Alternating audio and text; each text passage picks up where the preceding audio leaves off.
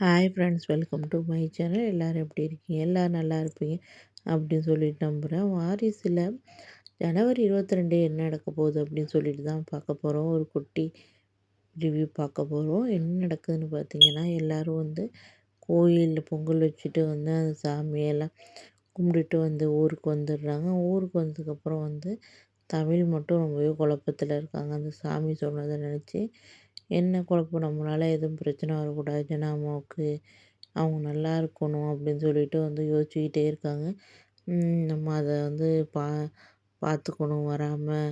அவங்க அவங்க தான் நமக்கு முக்கியம். சிபியோட வாழ்கிறதோட நமக்கு அவங்க நல்லா இருக்கணும், அதுதான் முக்கியம் அப்படிங்கிற முடிவுக்கு நம்ம தமிழில் எடுக்கிறாங்க. அதுக்கு என்னென்னா, நம்ம இந்த வீட்டில் இல்லாமல் இருக்கிறது தான் நல்லது. நம்மளால் எந்த பிரச்சனையும் வரக்கூடாது. நமக்கு சிபியையும் நம்ம ஏற்றுக்க மாட்டேங்கிறாரு.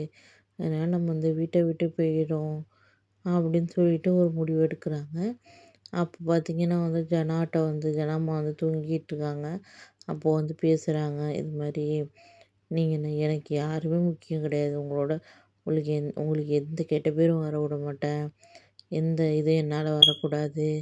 அது மட்டும் இல்லாமல் என்னால் எந்த பிரச்சனையும் உங்களுக்கு வரக்கூடாது. இன்னொன்று யாரையும் வரையும் நான் விட மாட்டேன். நான் அதுக்காக என்ன வேணால் செய்வேன்.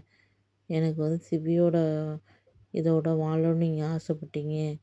அதை விட எனக்கு நீங்கள் தான் முக்கியம். நீங்கள் நல்லா இருந்தால் அதுவே எனக்கு போதும் அப்படின்னு சொல்லிட்டு முடிவு எடுக்கிறாங்க. அதுக்கு நான் இங்கேருந்து போகிறேன்.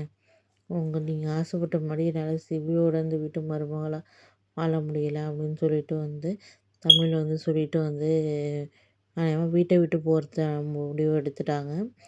சிபியோட வீட்டிலேருந்து போனான்னு சிபி இதாக இருப்பார். அவர் தானே அப்போலேருந்து சொல்லிகிட்டு இருக்காரு, நீ என்னோட வாழக்கூடாது, எனக்கு ஒன்றும் பிடிக்கல அப்படி இப்படின்ட்டு.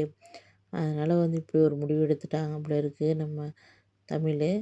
சிபியை விட்டுட்டு ஜனாமா விட்டுட்டு அந்த வீட்டை விட்டு நைட்டாக கிளம்பலாம் அப்படிங்கிற முடிவுக்கு வந்துட்டாங்க.